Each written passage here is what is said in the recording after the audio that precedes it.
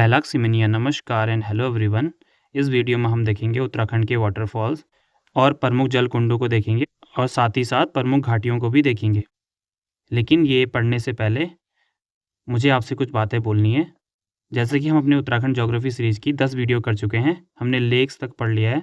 Geography की और 10 video आएंगी, जिसमें 11वीं वीडियो तो यही होगी जिसमें हम जलकुंड जलप्रपात के बारे में पढ़ रहे हैं। अगली वीडियो में जलवायु, फिर मिट्टी, फिर एग्रीकल्चर, फिर फॉरेस्ट, फिर बुग्याल वाला, फिर 17वां जो वीडियो होगा उसमें हम नेशनल पार्क वगैरह देखेंगे। 18वें में खनिज वगैरह देखेंगे। 19वें में आपदाओं के बारे में देखेंगे और 20वें जनसंख्या के बारे में देखेंगे। और इन टॉपिक में से जो भी इंपॉर्टेंट पॉइंट छूट गए होंगे उनको हम एक अलग सी वीडियो में रिविज़न वीडियो में देखेंगे। जैसे ही हम ज्योग्राफी ख़त्म करेंगे, आने वाले 10 दिन में ये कंप्लीट हो जाएगी। उसके बाद हम उत्तराखंड की हिस्ट्री पढ़ेंगे। ये भी इसमें भी लगभग 20 वीडियोज़ होंगे, क्योंकि उत्तराखंड की हिस्ट्री थोड़ा ज़्यादा है। वैसे भी वीडियो बहुत छोटी ही होती हैं। उसके बाद पॉलिटी करेंगे उत्तराखंड की, इसमें भी लगभग 10 वीडियोज़ होंगी। ऐसी इकॉनमी में लगभग 10 वीडियो होंगी। साथ में बजट और इकॉनमी सर्वे उत्तराखंड का वो भी करेंगे। और उसके बाद उत्तराखंड का जो कल्चर होगा, आर्ट एंड कल्चर, उसकी भी लगभग 10 वीडियो। तो इसके अकॉर्डिंग हमारा जो उत्तराखंड का सिलेबस है मार्च या अप्रैल फर्स्ट वीक में कंप्लीट हो जाएगा। और इसके साथ साथ ओवरऑल जीएस के लिए या इंडिया की जीएस के लिए आप किसी और सोर्स को फॉलो करते रहिए या किसी बुक से पढ़ते रहिए। हमने सोचा तो था कि हम सारा सिलेबस इस यूट्यूब चैनल में कंप्लीट करेंगे, लेकिन फ़िलहाल इतना टाइम नहीं है कि हम सब कवर कर पाएँ। तो जैसे ही हमारा उत्तराखंड कवर हो जाएगा, उसके बाद हम क्या करेंगे, जैसे ऑल इंडिया की जो भी है हिस्ट्री, पॉलिटी, इकॉनमी, इनकी रिवीजन वीडियो बनाएंगे, कुछ इंपॉर्टेंट पॉइंट्स को डिस्कस करेंगे। तो तब तक आप उत्तराखंड के साथ साथ जो ऑल इंडिया जीके है या ऑल इंडिया की जीएस है उसको भी कवर करते रहिए। और साथ ही साथ जब ये सिलेबस कंप्लीट हो जाएगा तो हम अप्रैल में कुछ टेस्ट भी प्रैक्टिस करेंगे।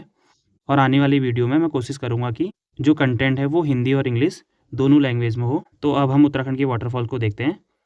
इसमें बस हमें ये याद रखना है कौन सा वाटरफॉल किस डिस्ट्रिक्ट में पड़ता है, और अगर किसी वाटरफॉल से रिलेटेड कुछ इंपॉर्टेंट है तो वो भी हमें ध्यान रखना है। तो सबसे पहले हम देहरादून के वाटरफॉल्स को देखते हैं। तो सबसे पहले है भट्टा या हार्डी जलप्रपात, जो मसूरी के निकट पड़ता है और कहाँ है, देहरादून में है। और देहरादून में दूसरा वाटरफॉल है टाइगर वाटरफॉल, जो चक्राता में पड़ता है और इसकी हाइट है 50 मीटर। और अगला जो वाटरफॉल है वह है सहस्त्रधारा वाटरफॉल, जो वाल्दी रिवर पर पड़ता है। इसमें सल्फर या गंधक मिलता है। तो देहरादून में हमें 3 याद रखने हैं, सहस्त्रधारा, टाइगर एंड भट्टा या हार्डी। तो 3 वाटरफॉल याद रखेंगे। अगला है पिथौरागढ़। पिथौरागढ़ में जो वाटरफॉल है विरथी वाटरफॉल, जो मुनस्यारी के निकट पड़ता है। मुनस्यारी से लगभग 35 किलोमीटर की दूरी पर है और ये वाटरफॉल, इसकी हाइट है 400 फीट और ये उत्तराखंड का सबसे हाईएस्ट वाटरफॉल है। और दूसरा वाटरफॉल पिथौरागढ़ में है भुरमुनी वाटरफॉल, ये आप देख सकते हैं। ऐसे ही भेलछड़ा वाटरफॉल, जो हमें पिथौरागढ़ और नेपाल के बॉर्डर में मिलेगा। ये क्वेश्चन आया हुआ है, PYQ है। भेलछड़ा वाटरफॉल कहाँ पड़ता है, तो वहाँ पे पिथौरागढ़ और नेपाल की सीमा पर पड़ता है, ये ध्यान रखना। फिर है उत्तरकाशी। उत्तरकाशी में है खराड़ी वाटरफॉल, ये आप देख सकते हैं। और यहाँ पे चंपावत के बारे में भी याद रखना। चंपावत में एक वाटरफॉल है जिसका नाम है सप्तेश्वर वाटरफॉल। अब हम देखते हैं बागेश्वर के बारे में। बागेश्वर में जो वाटरफॉल है उसका नाम है रुद्रधारी वाटरफॉल और ये कौसानी के निकट पड़ता है। फिर ऐसे ही टिहरी गढ़वाल में कैम्पटी वाटरफॉल, जो मसूरी के निकट पड़ता है। उसके बाद उत्तराखंड का दूसरा हाईएस्ट वाटरफॉल चमोली में, जो अलकनंदा रिवर पर पड़ता है, उसका नाम है वसुधारा वाटरफॉल। इसकी हाइट है 120 मीटर। हो सकता है किसी बुक में आपको 145 मीटर मिले, लेकिन जिस चट्टान से गिरती है इस चट्टान की हाइट है 145 मीटर। तो ये उत्तराखंड का सेकंड हाईएस्ट वाटरफॉल हो गया और ये पड़ता है चमोली में। तो सबसे बड़ा कहाँ था, पिथौरागढ़ में, जिसका नाम था विरथी वाटरफॉल, ये रहा। और ये हो गया चमोली का वसुधारा वाटरफॉल, जो अलकनंदा नदी पर है। अगला है पौड़ी में। पौड़ी में है गरुड़ चट्टी वाटरफॉल, तो ये भी ध्यान रखना, पौड़ी में है गरुड़ चट्टी। अब हम देखते हैं नैनीताल के। नैनीताल में 2 याद रखेंगे। एक है कॉर्बेट वाटरफॉल, जो रामनगर से लगभग 25 किलोमीटर की दूरी में पड़ेगा, कालाढूंगी के आसपास पड़ता है। और दूसरा है मुक्तेश्वर में भालूगाड़ वाटरफॉल, तो ये भी ध्यान रखना दोनों, एक है कॉर्बेट, एक है भालूगाड़। तो ये हमने देखे वाटरफॉल। इसमें हाइट आपको याद रखनी है, एक विरथी की और एक वसुधारा की, और साथ में यहाँ पे जो टाइगर फॉल है इसकी भी। अब जैसे कि हमने देखा था पिछली वीडियो में, उत्तराखंड में झील हैं, वाटरफॉल हैं, ऐसे ही उत्तराखंड में जल कुंड भी हैं। अब जल कुंड क्या होते हैं, जैसे कि झील बहुत बड़ी होती है तो कुंड समझ लो बहुत छोटा सा एरिया जहाँ पे झील नुमा तालाब टाइप का होता है। अब जो जल कुंड होते हैं वो ठंडे भी हो सकते हैं और गर्म भी हो सकते हैं। इनके गर्म होने का कारण उत्तराखंड की आंतरिक भौगोलिक बनावट के कारण है। तो इनका गर्म होने का कारण आंतरिक रूप से जो अग्नि चट्टानें होती हैं या लावा की जो पेटी होती है उसके संपर्क में आने से जो पानी होता है वो क्या हो जाता है, उसका टेम्परेचर बढ़ जाता है और वो गर्म जल कुंड कहलाता है या हॉट वाटर स्प्रिंग्स कहलाता है। ये यमुनोत्री का सूर्य कुंड है। और यहाँ पे एक चीज़ और नोट करना, एक क्वेश्चन आया हुआ है कि कौन सी रिवर है जो गर्म कुंड से निकलती है, तो ये याद रखना कि यमुनोत्री है। तो यहाँ पे हम सबसे पहले हॉट वाटर स्प्रिंग्स हैं वो देख लेते हैं। तो जो पिथौरागढ़ है उसमें तप्त कुंड और मदन कोट कुंड को याद रखना, बस हो गया। मदन कोट जरूर याद रखना क्योंकि तप्त तो हमें और जगह भी मिलेगा। उसके बाद उत्तरकाशी में देखते हैं। उत्तरकाशी में यमुनोत्री के पास पड़ता है, यमुनोत्री में पड़ता है तप्त कुंड और सूर्य कुंड। तो ये सूर्य कुंड का ही है। इसमें पोटली के अंदर रख के चावल वगैरह कुछ खाद्य पदार्थ को पानी में डालते हैं, जब वो पक जाते हैं उसको प्रसाद के रूप में लिया जाता है। और उत्तरकाशी में गंगानी या गगनानी भी बोलते हैं इसको, तो याद रखना गगनानी। और शायद इसी को ऋषि कुंड बोलते हैं और इसमें सल्फर मिलता है, ठीक है।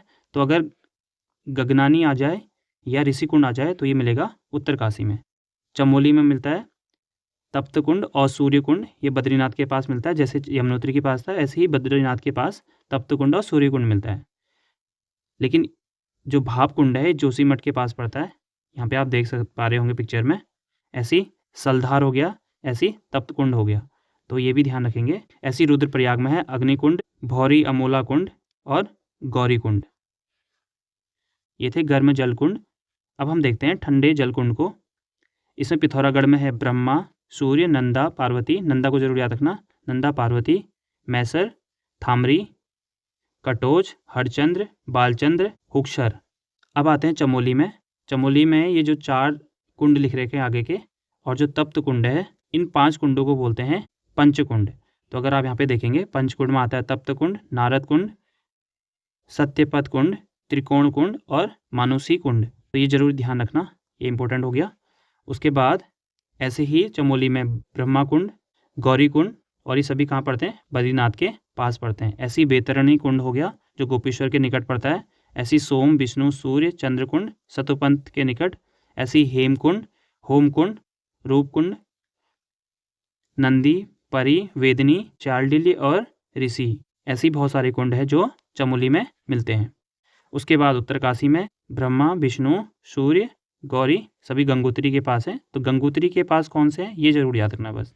ऐसी सप्त, रुद्र और देव कुंड भी उत्तरकाशी में ही मिलेंगे। ऐसी रुद्रप्रयाग में रेतस, हंस, ईशान, उदक, अमृत, हवन कुंड, ये सब केदारनाथ के पास मिलते हैं। तो केदारनाथ के पास, गंगोत्री के पास, बद्रीनाथ के पास कौन कौन से कुंड है ये जरूर याद होना चाहिए। और तुंगनाथ के पास पड़ता है सरस्वती कुंड। ऐसे ही अन्य कुंड भी हैं जिन्हें आप देख सकते हैं। फिर टिहरी गढ़वाल में ब्रह्मा, वशिष्ठ, नरसिंह कुंड। ऐसी बागेश्वर में भी एक कुंड है जिसका नाम है देवी कुंड। तो ये थे उत्तराखंड के प्रमुख जल कुंड, जिसमें पंचकुंड तो आपको जरूर याद होने चाहिए और गर्म कुंड भी अच्छे से पता होने चाहिए कौन कौन कहाँ है, क्योंकि बहुत कम है, आराम से याद किए जा सकते हैं। हाँ, यहाँ पे हो सकता है कुछ यहाँ भी हो, सेम नाम ऊपर नीचे मिल सकता है, लेकिन एक बार इनको ज़रूर देख लीजिएगा। अब आते हैं उत्तराखंड की कुछ प्रमुख घाटियों के बारे में। वैसे तो हमने घाटियाँ, रिवर जब हम पढ़ रहे थे तब हमने देख लिया था, फिर भी एक बार देख लेते हैं। तो चमोली में पड़ता है चिनाब घाटी, और चमोली में ही हमें पता है कि फूलों की घाटी भी है, और चिनाब घाटी को चमोली की दूसरी फूलों की घाटी बोला जाता है। और चमोली में ही नीति घाटी पड़ती है, सोल घाटी पड़ती है, हेलंग घाटी पड़ती है और उर्गम घाटी पड़ती है। ऐसी हापला घाटी और मंडल घाटी भी चमोली के गोपेश्वर में स्थित है, तो ये भी आप ध्यान रखेंगे।